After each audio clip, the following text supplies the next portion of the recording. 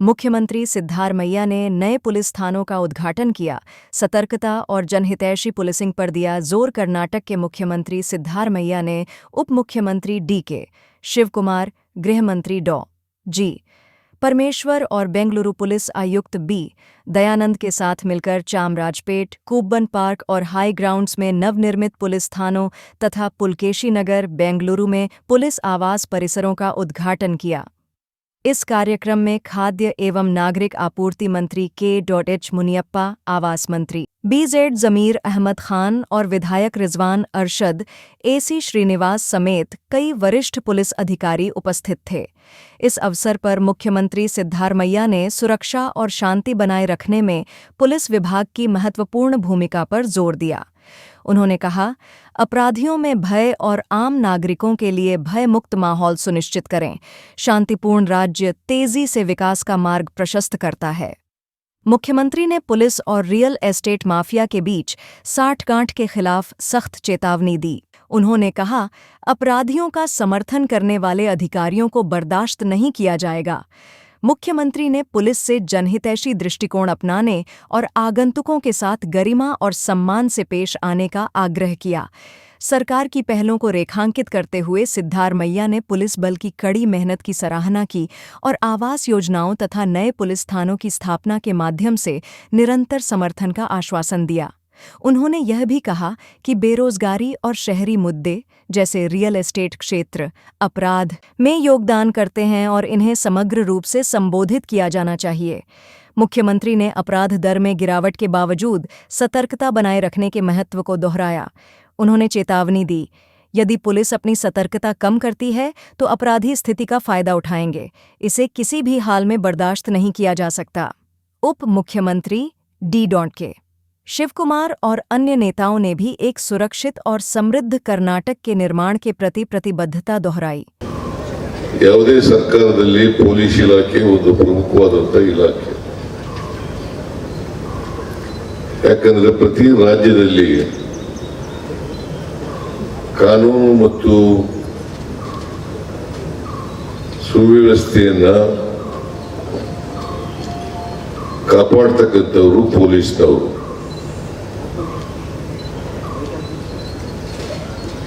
Police ಇಲಾಖೆ ಚೆನ್ನಾಗಿ ಕೆಲಸ ಮಾಡಿದ್ರೆ, ಜನಪರವಾಗಿ ಜನಸ್ನೇಹಿಯಾಗಿದ್ರೆ ಸರ್ಕಾರಕ್ಕೆ ಒಳ್ಳೆಯ ಹೆಸರು ಬರ್ತದೆ.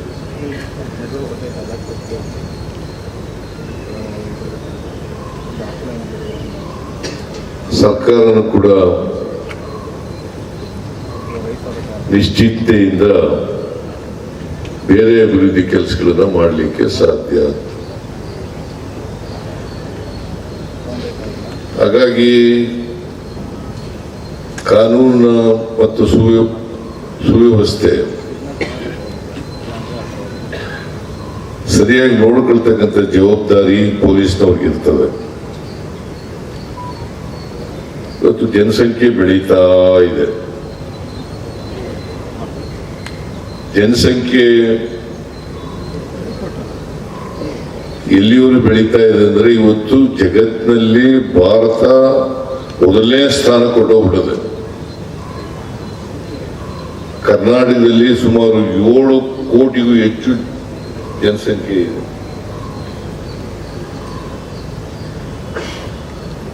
ನಾವು ಪೊಲೀಸ್ನವರು ಮತ್ತೆ ಸರ್ಕಾರ ಈ ಎಲ್ಲ ಜನರ ಆಸ್ತಿ ರಕ್ಷಣೆ ಮಾಡ್ತಕ್ಕಂಥದ್ದು, ಮಾನ ಮರ್ಯಾದೆಯನ್ನು ಕಾಪಾಡ್ತಕ್ಕಂಥದ್ದು, ಮಹಿಳೆಯರಿಗೆ ಮಕ್ಕಳಿಗೆ ದುರ್ಬಲ ವರ್ಗದವರಿಗೆ ರಕ್ಷಣೆಯನ್ನು ಕೊಡ್ತಕ್ಕಂಥದ್ದು, ಒಟ್ಟಾರೆಯಾಗಿ 7 ಕೋಟಿ ಜನರಿಗೂ ಕೂಡ ನೆಮ್ಮದಿಯಿಂದ ಬದುಕ್ತಕ್ಕಂಥ ವಾತಾವರಣವನ್ನು ಕ್ರಿಯೇಟ್ ಮಾಡ್ತಕ್ಕಂಥದ್ದು, ನಿರ್ಮಾಣ ಮಾಡ್ತಕ್ಕಂಥದ್ದು ಸರ್ಕಾರದ ಕೆಲಸ, ಪೊಲೀಸ್ನವರ ಜವಾಬ್ದಾರಿ. ಇದನ್ನು ಮಾಡಿದಾಗ ಮಾತ್ರ ಜನರು ನೆಮ್ಮದಿಯಿಂದ ಬದುಕಲಿಕ್ಕೆ ಸಾಧ್ಯ ಆಗ್ತದೆ. ಜೊತೆಗೆ ರಾಜ್ಯದ ಅಭಿವೃದ್ಧಿನೂ ಕೂಡ ಆಗಲಿಕ್ಕೆ ಸಾಧ್ಯ ಆಗ್ತದೆ. ಕರ್ನಾಟಕ ಪೊಲೀಸ್ನವರು ಮೊದಲಿಂದಲೂ ಕೂಡ ಒಳ್ಳೆ ಪೊಲೀಸ್ ಅಂತಕ್ಕಂಥ ಹೆಸರನ್ನು ಪಡ್ಕೊಂಡಿದ್ದಾರೆ. ಆ ಹೆಸರನ್ನ ಉಳಿಸ್ಕೊಳ್ತಕ್ಕಂಥದ್ರ ಜೊತೆಗೆ ಇನ್ನೂ ಹೆಚ್ಚು ಜನಪರವಾಗಿ ಇರ್ತಕ್ಕಂಥ ಕೆಲಸವನ್ನು ನಾವು ಮಾಡಬೇಕಾಗ್ತದೆ. ಈಗ ಪೊಲೀಸ್ ಸ್ಟೇಷನ್ಗಳು, ಹೊಸ ಹೊಸ ಪೊಲೀಸ್ ಸ್ಟೇಷನ್ಗಳು ಅವು ಬೇಕು. ಹೊಸ ಪೊಲೀಸ್ ಸ್ಟೇಷನ್ಗಳು ಬೇಕಾಗ್ತದೆ. ಯಾಕಂದ್ರೆ ಪೊಲೀಸ್ನವರು ಕುಳಿತು ಕೆಲಸ ಮಾಡಬೇಕಾದ್ರೆ ಪೊಲೀಸ್ ಸ್ಟೇಷನ್ಗಳು ಬೇಕಾಗ್ತದೆ. ಜನರು ನ್ಯಾಯ ಒದಗಿಸ್ಕೊಡಿ ಅಂತೇಳಿ ಕೇಳ್ಕೊಂಡು ಪೊಲೀಸ್ ಸ್ಟೇಷನ್ ಬರಬೇಕಾಗ್ತದೆ. ಅವ್ರಿಗೆ ಅನ್ಯಾಯ ಆದಾಗ, ಅವ್ರಿಗೆ ಅವ್ರ ಮೇಲೆ ದೌರ್ಜನ್ಯಗಳು ನಡೆದಾಗ, ಅವ್ರ ಮೇಲೆ ಹಿಂಸೆಗಳು ನಡೆದಾಗ ಪೊಲೀಸ್ನವ್ರ ಬಳಿ ಬರಬೇಕಾಗ್ತದೆ. ಸೊ ಅದಕ್ಕೆ ನಾನು ಅನೇಕ ಸಾರಿ ಪೊಲೀಸ್ನವರ ಸಭೆಗಳಲ್ಲಿ ಹೇಳಿದ್ದೇನೆ, ಒಂದು ಯಾರೇ ಬಂದರೂ ಕೂಡ ಆ ಫಿರ್ಯಾದನ್ನ ಸ್ವೀಕಾರ ಮಾಡ್ತಕ್ಕಂಥ ಕೆಲಸವನ್ನು ಮಾಡಬೇಕು. ಮತ್ತೆ ಅವರನ್ನ ಜನಸ್ನೇಹಿಯಾಗಿ ಇರ್ತಕ್ಕಂಥ ರೀತಿಯಲ್ಲಿ ಇರಬೇಕು. ಎಲ್ರಿಗೂ ಪೊಲೀಸ್ ಸ್ಟೇಷನ್ಗೆ ಹೋದ್ರೆ ನಮ್ಗೆ ನ್ಯಾಯ ಸಿಗ್ತದಪ್ಪ, ನಮ್ಗೆ ರಕ್ಷಣೆ ಸಿಗ್ತದಪ್ಪ ಅಂತಕ್ಕಂಥ ಭಾವನೆ ಬರ್ತಕ್ಕಂಥ ವಿಷಯಗಳಿಗೆ ಪೊಲೀಸ್ ಇದನ್ನು ಅನೇಕ ಸಾರಿ ನಾನು ಹೇಳಿದ್ದೀನಿ. ಇವತ್ತು ನಮ್ಮ ಗೃಹ ಸಚಿವರು ಹೇಳಿದ್ದಾರೆ, ಅಪರಾಧಗಳು ಕಡಿಮೆ ಆಗ್ತಾ ಇದ್ದಾವೆ ಅಂತಕ್ಕಂಥ ಮಾತನ್ನು ಹೇಳಿದ್ದಾರೆ. ಬಹಳ ಸಂತೋಷ. ಅಪರಾಧಗಳು ಕಡಿಮೆ ಆಗ್ಬೇಕು.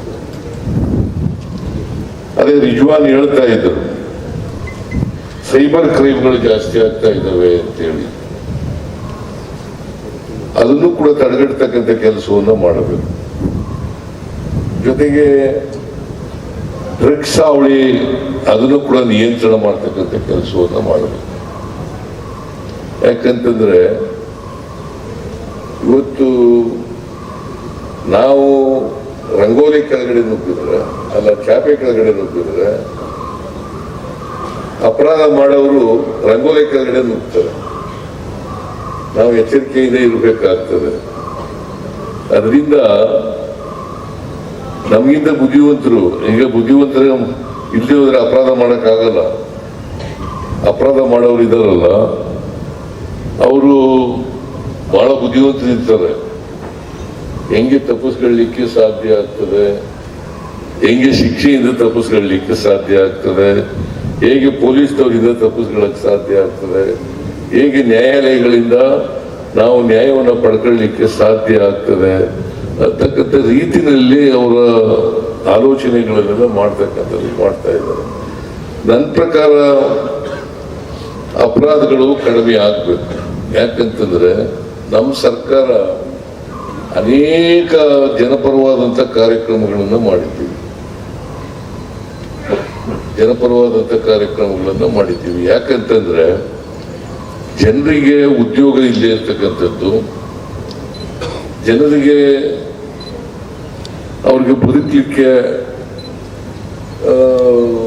ವ್ಯವಸ್ಥೆ ಇಲ್ಲದೆ ಇರ್ತಕ್ಕಂಥದ್ದು, ಇವೆಲ್ಲ ಆದಾಗ ಅವರು ಅಪರಾಧಗಳನ್ನು ಮಾಡ್ತಕ್ಕಂಥದಕ್ಕೆ ಸ್ವಾಭಾವಿಕವಾಗಿ ದೂಡಲ್ಪಡ್ತಾರೆ. ಅದಕ್ಕೆ ನಾವು ಅನೇಕ ಜನಪರವಾದಂಥ ಕೆಲಸಗಳನ್ನು ಮಾಡ್ತಾ ಇದ್ದೇವೆ. ಬಹುಶಃ ಕರ್ನಾಟಕದ ಇತಿಹಾಸದಲ್ಲಿ ಮಾಡದೇ ಇರತಕ್ಕಂಥ ಬಡವರ ಪರವಾದಂಥ ಕಾರ್ಯಕ್ರಮಗಳು, ಸಾಮಾನ್ಯ ಜನರ ಪರವಾದಂಥ ಕಾರ್ಯಕ್ರಮಗಳನ್ನು ಮಾಡ್ತಾ ಇದ್ದೀವಿ. ಸೊ ಹಾಗಾಗಿ ಅಪರಾಧಗಳು ಸ್ವಾಭಾವಿಕವಾಗಿ ಕಡಿಮೆ ಆಗಲೇಬೇಕು.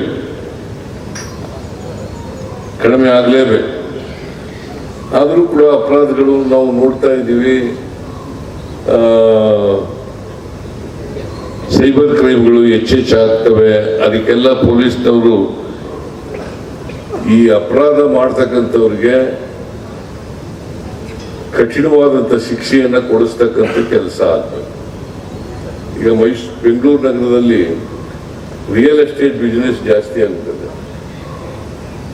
ರಿಯಲ್ ಎಸ್ಟೇಟ್ ಬಿಸ್ನೆಸ್ ಜಾಸ್ತಿ ಆಗ್ಬಿಡ್ತದೆ. ಅದರಿಂದ ಅಪರಾಧಗಳು ಕೂಡ ಜಾಸ್ತಿ ಆಗ್ತವೆ.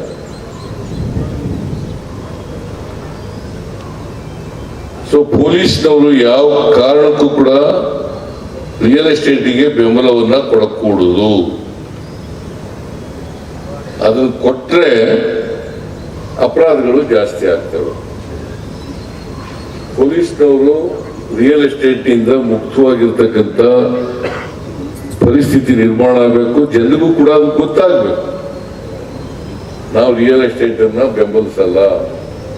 ರಿಯಲ್ ಎಸ್ಟೇಟ್ ಮಾಡಿ ಅನ್ಯಾಯ ಮಾಡ್ತಕ್ಕಂಥವ್ರಿಗೆ ಅವರಿಗೆ ಬಲಿಯಾಗ್ತೀವಿ ಅಂತಕ್ಕಂಥ ಸಂದೇಶ ಹೋಗ್ಬೇಕು. ಅದು ಹೋದಾಗ ಮಾತ್ರ ನಮಗೆ ನ್ಯಾಯ ಸಿಗ್ಲಿಕ್ಕೆ ಸಾಧ್ಯ ಆಗ್ತದೆ. ಅದಕ್ಕೆ ನಾನು ಬಹಳ ಸಾರಿ ಹೇಳಿದ್ದೀನಿ ಪೊಲೀಸ್ನವ್ರಿಗೆ, ಯಾರೇ ನ್ಯಾಯ ಕೇಳಿ ಬಂದರೆ, ಅವ್ರಿಗೆ ರಕ್ಷಣೆ ಕೇಳಿ ಬಂದರೆ ಅವ್ರಿಗೆ ಪೊಲೀಸ್ನವರು ಜವಾಬ್ದಾರಿಯಿಂದ ಅವರನ್ನ ಕುಳ್ಳಿರಿಸಿ ಮಾತನಾಡಿ ಅವರ ಫಿರ್ಯಾದನ್ನ ತಗೊಂಡು ಫಿರ್ಯಾದನ್ನ ರಿಜಿಸ್ಟರ್ ಮಾಡ್ಕೊಂಡು ಆಮೇಲೆ ಕಾನೂನು ರೀತಿಯ ಕ್ರಮ ತಗೊಳ್ತಕ್ಕಂಥ ಕೆಲಸವನ್ನು ಮಾಡಬೇಕು. ಅದು ಮಾಡಿದ್ರೆ ನಿಮಗೂ ಒಳ್ಳೆಯ ಹೆಸರು ಬರ್ತದೆ, ಸರ್ಕಾರಕ್ಕೂ ಒಳ್ಳೆಯ ಹೆಸರು ಬರ್ತದೆ, ಮತ್ತೆ ಅಪರಾಧಗಳು ಕೂಡ ಕಡಿಮೆ ಆಗಲಿಕ್ಕೆ ಸಾಧ್ಯ ಆಗ್ತದೆ. ಒಂದು ಬಯಲು ವಾತಾವರಣ ಜನರಲ್ಲಿ ಇರಲಿಕ್ಕೆ ಸಾಧ್ಯ ಆಗಲ್ಲ.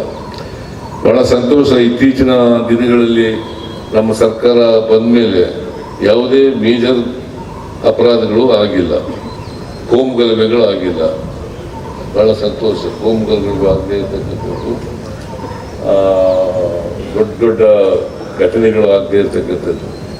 ಆದರೂ ಅಲ್ಲಿ ಇಲ್ಲಿ ಮರ್ಡರ್ಗಳು ಆಗ್ತಾ ಇರ್ತವೆ. ಅದನ್ನು ಕೂಡ ಕಡಿಮೆ ಮಾಡ್ತಕ್ಕಂಥದ್ದು ಮಾಡಬೇಕು. ತಪ್ಪಿಸ್ಲಿಕ್ಕೆ ಸಾಧ್ಯನೇ ಇಲ್ಲ, ಅಪರಾಧಗಳೇ ಇಲ್ಲ ಅಂತ ಮಾಡಕ್ ಸಾಧ್ಯ ಆಗಲ್ಲ. ಆದರೆ ಅಪರಾಧಗಳನ್ನ ಕಡಿಮೆ ಮಾಡ್ತಕ್ಕಂಥ ಪ್ರಯತ್ನವನ್ನ ಮಾಡಬೇಕು. ಅದನ್ನ ಮಾಡಿದ್ರೆ ಜನರಿಗೆ ಭಯದ ವಾತಾವರಣ ಇರಲಿಕ್ಕೆ ಸಾಧ್ಯ ಆಗಲ್ಲ. ಈಗ ಒಂಟಿ ಜನರು, ಪುರುಷರು ಅಥವಾ ಮಹಿಳೆಯರು ಇರ್ತಕ್ಕಂಥ ಕಡೆಗಳೆಲ್ಲ ಮರ್ಡರ್ ಆಗ್ತವೆ ಅಂತಕ್ಕಂಥದ್ದು ಇದೆ. ಅದು ಹಳ್ಳಿಗಾಡಿನಲ್ಲಿ ಆಗಲ್ಲ, ಅದು ಪಟ್ಟಣಗಳಲ್ಲಿ ಆಗ್ತವೆ. ಬೆಂಗಳೂರು ನಗರದಂಥ ಕಡೆ ಆಗಲಿಕ್ಕೆ ಸಾಧ್ಯತೆ ಇದ್ದಾವೆ. ಅಂತ ಕಡೆ ಪೊಲೀಸ್ನವರು ಅವರಿಗೆ ನಾವು ಬದುಕಲಿಕ್ಕೆ ಸಾಧ್ಯ ಆಗ್ತದೆ, ಭಯ ಇದ್ದೇನೆ, ಬದುಕ್ತೀವಿ ಅಂತಕ್ಕಂಥದ್ದು ಆಗ್ಬೇಕು. ಅದಕ್ಕೆ ಗಾಂಧೀಜಿಯವರು ಹೇಳಿದ್ರು, ನಾವು ಸ್ವಾತಂತ್ರ್ಯ ಬಂದದ್ದು ಸಾರ್ಥಕ ಆಗ್ಬೇಕಾದ್ರೆ ಮಹಿಳೆಯರು ಮಧ್ಯರಾತ್ರಿನಲ್ಲಿ ಒಬ್ಬಳೆ ನಿರ್ಭಯವಾಗಿ ತಿರುಗಾಡ್ತಕ್ಕಂಥ ಪರಿಸ್ಥಿತಿ ನಿರ್ಮಾಣ ಆಗಬೇಕು. ಅದಕ್ಕೋಸ್ಕರ ನಾವು ಕೆಲಸ ಮಾಡಬೇಕಾಗ್ತದೆ ನಿರ್ಭಯವಾಗಿ. ಇವತ್ತು 12 ಗಂಟೆ ಮೇಲೆ ನಿರ್ಭಯವಾಗಿ ತಿರುಗಾಡ್ಲಿಕ್ಕೆ ಕಷ್ಟ ಆಗ್ತದೆ ಮಹಿಳೆಯರು. ಅದರಿಂದ ಮಹಾತ್ಮ ಗಾಂಧೀಜಿಯವರು ಹೇಳಿದ್ದು, ನಮಗೆ ಸ್ವಾತಂತ್ರ್ಯ ಬಂದದಕ್ಕೆ ಸಾರ್ಥಕ ಆಗ್ಬೇಕಾದ್ರೆ ಅರ್ಧ ಮಧ್ಯರಾತ್ರಿನಲ್ಲಿ ಒಬ್ಬ ಹೆಣ್ಮಗಳು ನಿರ್ಭಯವಾಗಿ ತಿರುಗಾಡ್ತಕ್ಕಂಥ ವಾತಾವರಣ ನಿರ್ಮಾಣ ಆಗಬೇಕು ಅಂತಕ್ಕಂಥದ್ದನ್ನ ಆಸೆ ಪಟ್ಟಿದ್ರು. ಆ ದಿಕ್ಕಿನಲ್ಲಿ ನಾವೆಲ್ಲ ಪ್ರಯತ್ನವನ್ನ ಮಾಡೋಣ. ಇವತ್ತು ನೀವೆಲ್ಲ ಮಾಡಿದ್ದೀರಿ. ಈಗ ಬೆಳಗಾಂನಲ್ಲಿ ಅಧಿವೇಶನ ನಡೀತು, ಸಾವಿರಾರು ಪ್ರತಿಭಟನೆಗಳು, ನೂರಾರು ಪ್ರತಿಭಟನೆಗಳು ನಡೆದು ಸಾವಿರಾರು ಜನ ಬಂದಿದ್ರು. ಆದರೂ ಕೂಡ ಯಾವುದೇ ಅಹಿತಕರ ಘಟನೆ ನಡೆದೇ ರೀತಿಯಲ್ಲಿ ನೀವು ಬೆಳಗಾಂನ ಆ ಸುವರ್ಣಸೌಧದಲ್ಲಿ ನಾವೇನು ಅಧಿವೇಶನ ಮಾಡಿದೋ ಅಧಿವೇಶನ ಪೊಲೀಸ್ನವರು ಮಾಡಿದ್ದಾರೆ. ಮತ್ತೆ ಮೊನ್ನೆ ನಡೆದಂಥ ಹೊಸ ವರ್ಷದ ಆಚರಣೆ, ಅಲ್ಲೂ ಕೂಡ ಯಾವುದೇ ಅಹಿತಕರ ಘಟನೆ ನಡೆಯಲಿಲ್ಲ. ಯುವಕರೆಲ್ಲ ಸೇರಿದ್ರು ಕೂಡ ಅನೇಕ ಜನಸಂದಣಿ ಇರ್ತಕ್ಕಂಥ ಭಾಗದಲ್ಲಿ ಯುವಕರೆಲ್ಲ ಸೇರಿದ್ರು ಕೂಡ ಮಾಡಿಲ್ಲ. ಅದಕ್ಕೋಸ್ಕರ ನಗರ ಆಯುಕ್ತರಿಗೆ ಮತ್ತು ಎಲ್ಲ ಪೊಲೀಸ್ನವರಿಗೆ, DGP ಮಹಾನಿರ್ದೇಶಕರಿಗೆ ಧನ್ಯವಾದಗಳನ್ನು ಸರ್ಕಾರದ ಪರವಾಗಿ ಹೇಳಲಿಕ್ಕೆ ಬಯಸ್ತಾ ಇದ್ದೇನೆ. ಇವತ್ತು ಇಲ್ಲಿ ಪುಲ್ಕೇಶಿ ನಗರದಲ್ಲಿ, ಪುಲ್ಕೇಶಿ ನಗರ ಅಲ್ಲ ಇದು, ಪುಲಕೇಶಿ ನಗರದಲ್ಲಿ 128 ವಸತಿ ಗೃಹಗಳನ್ನು 128 ವಸತಿ ಗೃಹಗಳನ್ನು 2 ಬ್ಲಾಕ್ನಲ್ಲಿ ನಿರ್ಮಾಣ ಮಾಡಿದ್ದೀವಿ. ನಾನು ಹೋಗಿದ್ದೇನೆ, ಹೋಗಿ ನೋಡ್ಕೊ ಬಂದೆ. ಬಹಳ ಚೆನ್ನಾಗಿ ಕಟ್ಟಿದ್ದಾರೆ. 2 ರೂಮು, ಮೊದಲೆಲ್ಲ 1 ರೂಮ್ ಮಾಡ್ತಿದ್ರು. ಈಗ 2 ರೂಮ್ ಇರ್ತಕ್ಕಂಥ, ಒಳ್ಳೆ ಕಿಚನ್ ಇರ್ತಕ್ಕಂಥ ರೂಮನ್ನು ಮಾಡಿಕೊಡ್ತಕ್ಕಂಥ ಕೆಲಸವನ್ನು ಮಾಡಿದ್ದಾರೆ. ಬಟ್ ಎಲ್ಲ ಪೊಲೀಸ್ನವರಿಗೆ ನಮ್ಮ ಗೃಹ ಸಚಿವರು ಹೇಳ್ತಾ ಇದ್ರು, ಎಂಥದ್ದು ಪೊಲೀಸ್ ಗೃಹ ಅದನ್ನು ಮುಂದುವರಿಸಬೇಕು ಅಂತಕ್ಕಂಥ ಮಾತನ್ನ ಹೇಳಿದ್ದಾರೆ. ಮುಂದುವರಿಸೋಣ.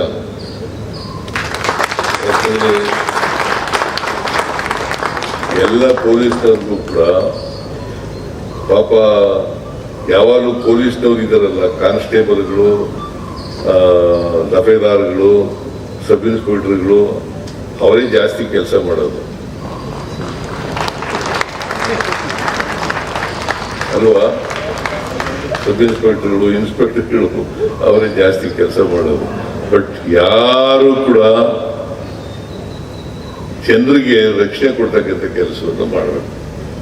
ಅವ್ರಿಗೆಲ್ಲ ಸವಲತ್ತುಗಳನ್ನ ಕೊಡ್ತಕ್ಕಂಥ ಕೆಲಸವನ್ನು ಮಾಡ್ಕೊಳ್ಳೋಣ.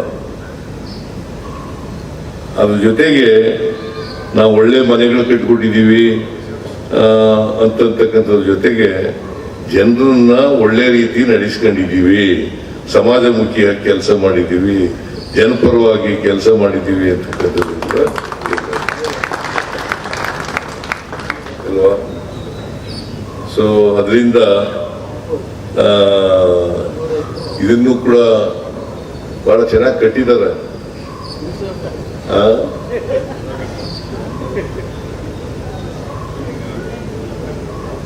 ಹಿಂಗೆ ಎಲ್ಲ ಪೊಲೀಸ್ನವ್ರಿಗೂ ಕಟ್ಕೊಡ್ಲಿಕ್ಕೆ ಪ್ರಯತ್ನವನ್ನ ಮಾಡೋಣ ಅಂತಕ್ಕಂಥ ಮಾತುಗಳನ್ನ ಹೇಳಿ, ಇವತ್ತು ಬಹಳ ಪೊಲೀಸ್ ಸ್ಟೇಷನ್ಗಳು 3 ಕಡೆ DCP, ACP, ತಹಸೀಲ್ದಾರ್, ಇನ್ಸ್ಪೆಕ್ಟರ್ಗಳು ಕೂತ್ಕೊಂಡು ಕೆಲಸ ಮಾಡ್ತಕ್ಕಂಥ ಕಚೇರಿಗಳು, ಸಂಚಾರ ಪೊಲೀಸ್ ಸ್ಟೇಷನ್ಗಳು, ಕಾನೂನು ಸುವ್ಯವಸ್ಥೆ ಪೊಲೀಸ್ ಸ್ಟೇಷನ್ಗಳು, ಇವೆಲ್ಲವೂ ಕೂಡ ನಾವು ಮಾಡಿದ್ದೀವಿ.